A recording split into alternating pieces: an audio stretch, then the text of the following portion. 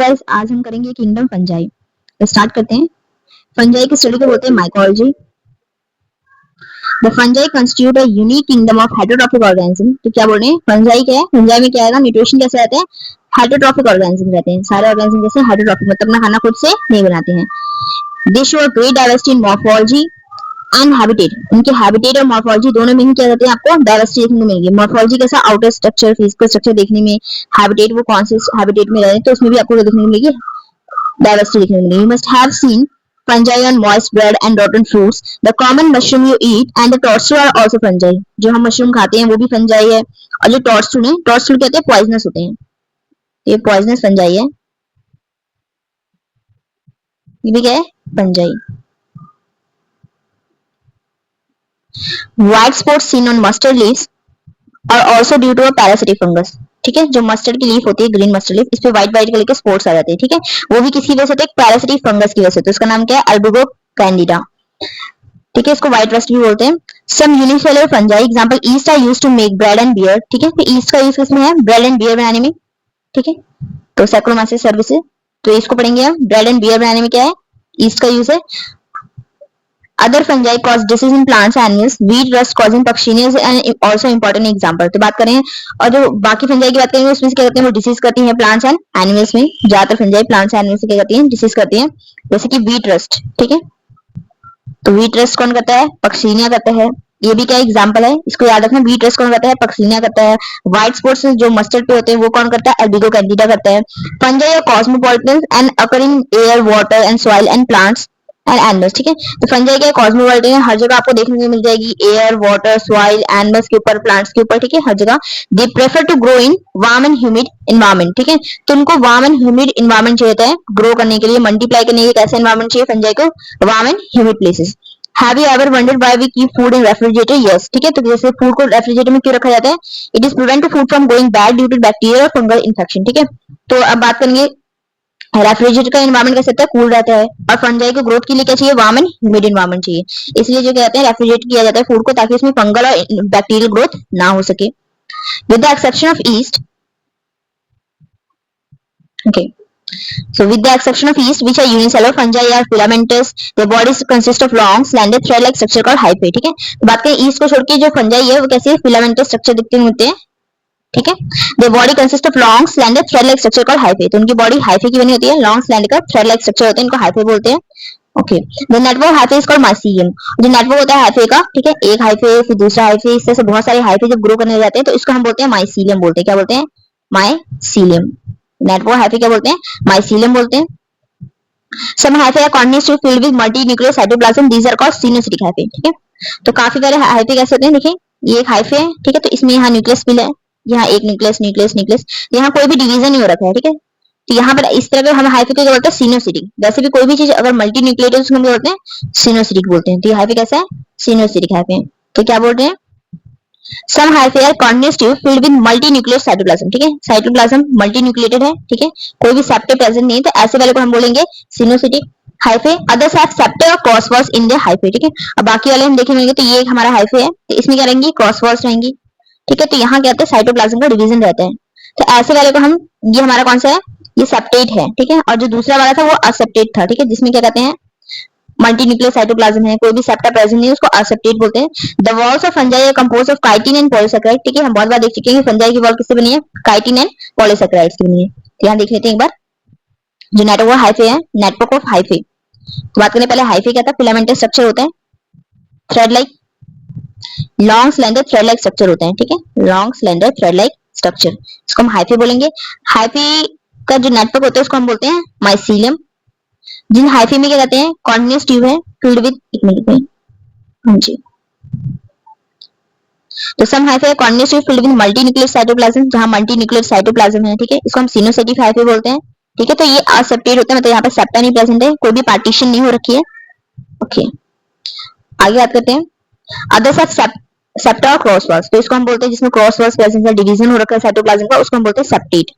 क्या बोलते हैं, सेप्टेट। तो यहाँ हमने बना रखे हैं, हाँ जी।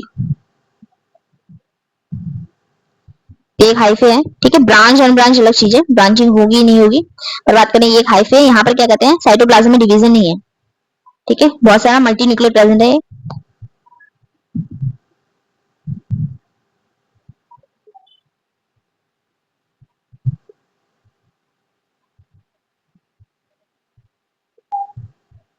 ठीक है। तो यहाँ न्यूक्लियस में कोई भी साइटोप्लाज्म डिवीजन नहीं है, ठीक है। तो यहाँ बहुत सारे न्यूक्लियस प्रेजेंट हो रखे हैं, देखिए ये एक न्यूक्लियस है, एक न्यूक्लियस है, एक न्यूक्लियस है, ठीक है। तो इस तरह का हम बोलते हैं हाइफे को बोलते हैं नॉन सेप्टेट बोलते हैं और सिनोसिटिक हाइफे बोलते हैं। अब इसकी बात करते हैं, ये वाली कंडीशन कैसी थी, सिनोसिटिक थी। अब यहाँ बात करते हैं, तो ये हाइफे है, ठीक है। यहाँ पर एक सेप्टा है, दूसरा सेप्टा है, तीसरा सेप्टा है। तो यहाँ साइटोप्लाज्म क्या है, डिवीजन है, एक न्यूक्लियस ये है, एक न्यूक्लियस ये है। तो इस तरह से न्यूक्लियस का भी क्या हो रखा है, डिवीजन हो रखा है, अलग अलग न्यूक्लियस प्रेजेंट है, क्रॉस वॉल्स हो रखी है। तो इसको मतलब सेप्टेट बोलते हैं, क्रॉस वॉल्स यहाँ प्रेजेंट होती है। आगे बात करते हैं, जब नेटवर्क हाइफे, एक हाइफे, दूसरा हाइफे, तीसरा हाइफे, इससे बहुत सारे हाइफे प्रेजेंट है, उसको बोलते हैं माइसीलियम बोलते हैं। माइसीलियम क्या होता है, नेटवर्क ऑफ हाइफे होता है। तो ये आगे स्टार्ट करते हैं, हाँ जी।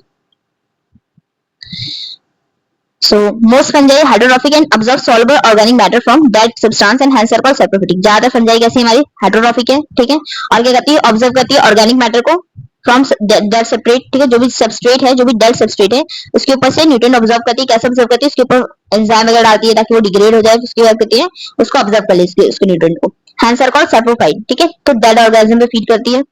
Those that depend on living plants animals का पैरासाइट, और कुछ लिविंग प्लांट एनिमल पे फीड करते हैं, उनको बोलते हैं पैरासाइट्स बोलते हैं। They can also live as symbiont, symbiont क्या होते हैं, जहां पर दोनों को फायदा हो, ठीक है। तो सिम्बायोन की तरह रहते हैं इन एसोसिएशन विद एल्गी। जब एल्गी के साथ फंजाई रहती है, ठीक है, तो उसको बोलते हैं लाइकन। और क्या कहते हैं, जब हायर प्लांट्स के साथ रहते हैं तो माइक्रोएल्सा बोलते हैं। अब ये सिम्बायोटिक रिलेशनशिप समझना जरा, ठीक है। तो सिम्बायोटिक रिलेशनशिप बताते हैं, ठीक, रिलेशनशिप।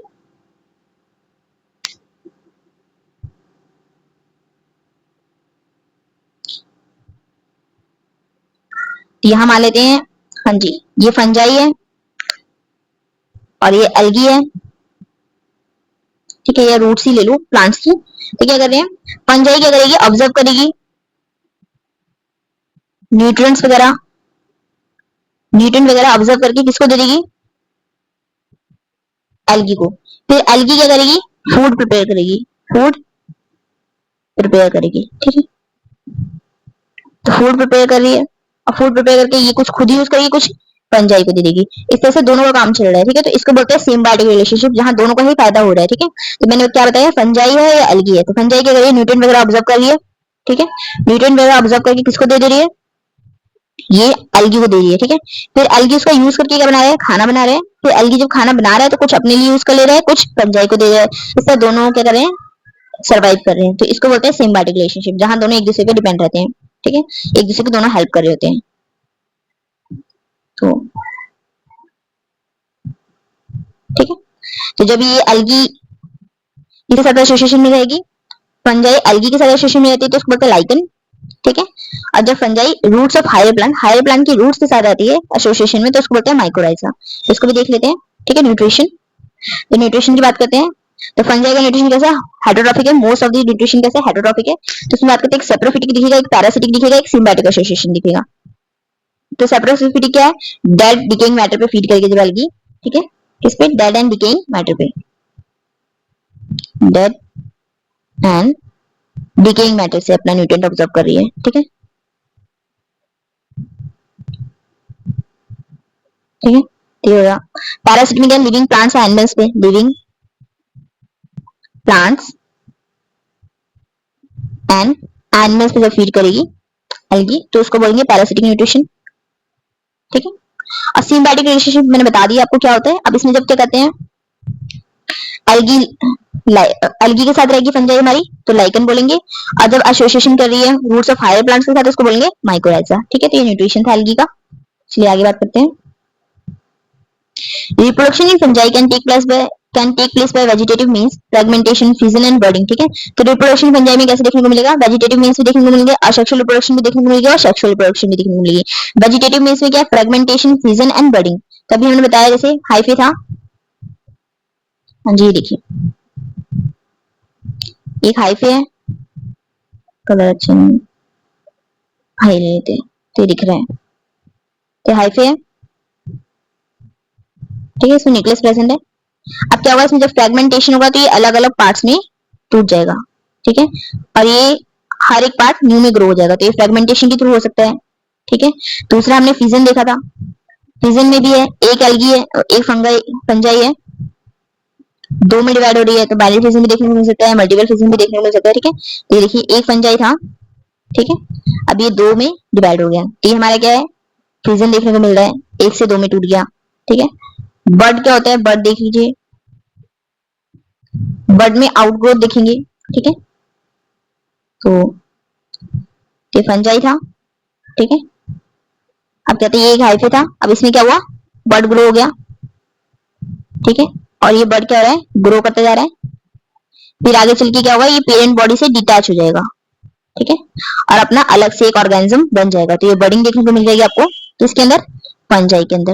तो ये हमारा क्या था, वेजिटेटिव मीन्स थी, वेजिटेटिव मीन्स ऑफ रिप्रोडक्शन। ठीक है, फंजाई के अंदर, तो ये हमने देख लिया है। चलो असेक्सुअल रिप्रोडक्शन के बारे में बात करते हैं।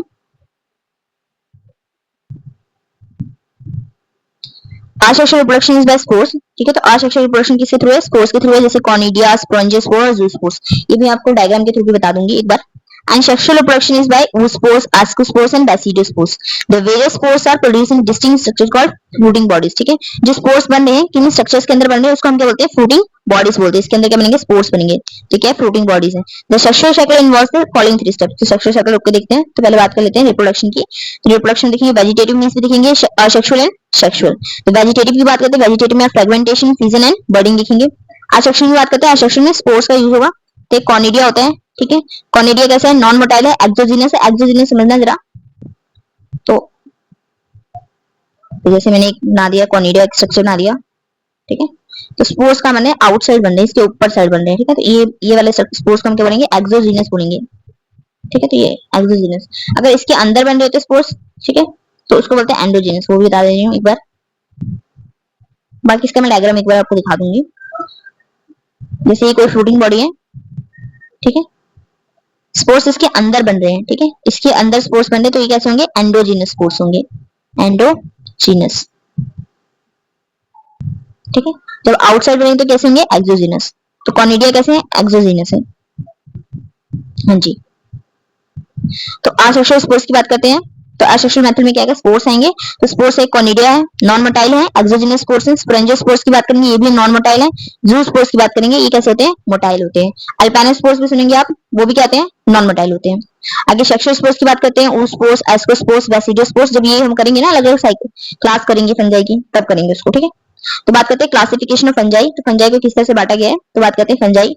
एक तो जिसकी सेक्सुअल रिप्रोडक्शन पता है, तो उसमें हम करेंगे सेक्सुअल रिप्रोडक्शन जिसकी पता है। ठीक है, और एक जिसकी सेक्सुअल रिप्रोडक्शन नहीं पता है, जिसकी सेक्सुअल रिप्रोडक्शन नहीं पता है उसको हम डिटेरोमाइसीट्स में डाल देते हैं। ठीक है, इनको हम और क्या बोलते हैं, फंजाई इम्परफेक्टाई। अब जिनकी हमें सेक्सुअल रिप्रोडक्शन पता है, ठीक है, उसमें फर्दर क्या डिवीजन होता है कि किसका माइसीलियम सेप्टेट है, किसका माइसीलियम असेप्टेट है। ठीक है, जिसका असेप्टेट है उसको हम बोलते हैं लोअर फंजाई। उसकी एग्जांपल कौन है, उसको सारे को हम किसमें डालते हैं, फाइकोमाइसीट्स में। ठीक है, तो उस फाइकोमाइसीट्स को हम क्या बोलते हैं, अलगल फंजाई बोलते हैं, और ये लोअर फंजाई होती है। अब जिनमें माइसीलियम सेप्टेट होता है उसकी फर्दर दो क्लास बनी हुई है, एस्कोमाइसीट्स एंड बेसिडोमाइसीट्स। ठीक है, इनको हम हायर फंजाई भी बोलते हैं। एस्कोमाइसीट्स को और क्या बोलते हैं, सैक फंजाई बोलते हैं, और बेसिडोमाइसीट्स को क्या बोलते हैं, टर्फ फंजाई बोलते हैं। ठीक है, तो हम बात कर रहे थे सेक्सुअल रिप्रोडक्शन की। तो sexual cycle involves the following three steps. तो क्या थ्री स्टेप्स होते हैं, देखते हैं। Fusion of protoplasm between two motile और नॉन मोटाइल गैमेट्स। ठीक है, एक मोटाइल गैमेट है, एक नॉन मोटाइल गैमेट है। ठीक है, तो ये हो गया दो, ठीक है, बिटवीन टू मोटाइल और नॉन मोटाइल गैमेट। ठीक है, मोटाइल गैमेट्स भी हो सकते हैं, नॉन मोटाइल गैमेट्स भी हो सकते हैं, एक मोटाइल एक नॉन मोटाइल गैमेट्स भी हो सकता है। ठीक है, तो इस तरह से क्या कहते हैं, गैमेट से उनके प्रोटोप्लाज्म फ्यूज करेंगे तो उसको हम बोलते हैं प्लाज्मोगेमी। ठीक है, तो प्रोटोप्लाज्म जो फ्यूज करेंगे उसको बोलेंगे प्लाज्मोगेमी। तो मतलब अभी न्यूक्लियस का फ्यूजन नहीं हुआ है, जब न्यूक्लियाई फ्यूज करेंगे उसके अंदर तो क्या बोलेंगे, कैरियोगेमी। ठीक है, सपोज ये गैमेट है, तो इसके अंदर न्यूक्लियस होगा, ये दूसरा गैमेट है, इसका भी न्यूक्लियस है। ठीक है, तो पहले सिर्फ प्रोटोप्लाज्म फ्यूज हो रहा है। हाँ जी, तो पहले क्या फ्यूज हुआ है, प्रोटोप्लाज्म। ठीक है, अभी न्यूक्लियाई का फ्यूजन नहीं हुआ है। तो जहां प्रोटोप्लाज्म फ्यूज होगा तो उसको बोलेंगे प्लाज्मोगेमी, प्लाज्मोगेमी। ठीक है, तो ये प्लाज्मोगेमी हो गई। अब उसके आगे बोल रहे हैं फ्यूजन ऑफ टू न्यूक्लियाई। अब न्यूक्लियाई का जब फ्यूजन होगा तो उसको बोलते हैं कैरियोगेमी। ठीक है, तो ये न्यूक्लियाई का फ्यूजन हो गया। ठीक है, ये एन था, ये एन था, अभी क्या हो गया, 2n हो गया। तो ये हो गया 2n, तो न्यूक्लियाई फ्यूज कर गया।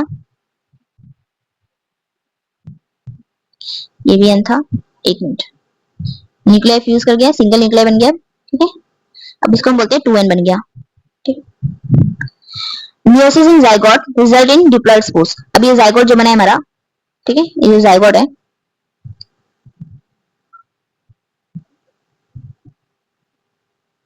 अब इसकी क्या होगी, मियोसिस होगी,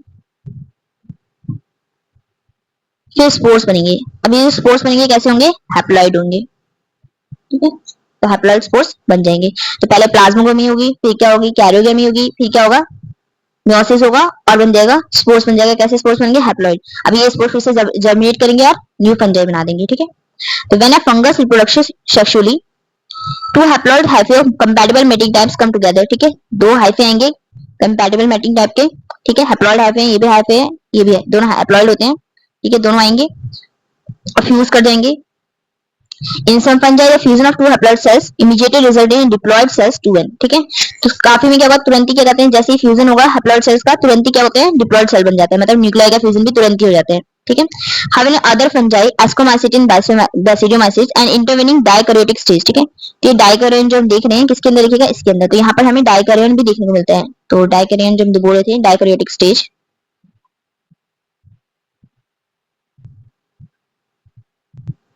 ठीक है। तो ये हायर फंजाई के अंदर देखने को मिलता है, ठीक है। तो क्या बोल रहे हैं कि जब क्या कहते हैं प्रोटोप्लाज्म फ्यूज होता है, उसी टाइम पे क्या कहते हैं न्यूक्लियाई भी फ्यूज हो जाता है, तो जाइगोट तुरंत बन जाता है कुछ फंजाई में। कुछ में क्या होता है, जैसे अभी हमने पीछे देखा था कि पहले प्रोटोप्लाज्म फ्यूज होगा, ठीक है, फिर बाद में न्यूक्लियाई फ्यूज होगा। तो न्यूक्लियाई फ्यूज होने से पहले दो न्यूक्लियाई साथ में पड़े थे ना, इसको हम बोलते हैं डाइकैरियन स्टेज। क्या बोलते हैं, डाइकैरियन, ठीक है, तो डाइकैरियोटिक स्टेज। तो डाइकैरियन बन जाएगा, ठीक है। तो ये किसमें देखने को मिलता है, बेसिडियोमाइसिट्स एंड एस्कोमाइसिट्स में, ओके। तो मतलब यहाँ क्या है, n plus n, two nuclei per cell, एक सेल के ना दो न्यूक्लियाई। Such a condition is called dikaryon, the phase is called dikaryote phase of fungus. Later the parental nuclei fuse and the cell become diploid. बाद में क्या होता है, फ्यूजन होता है, सेल क्या हो जाता है, डिप्लॉइड बन जाता है।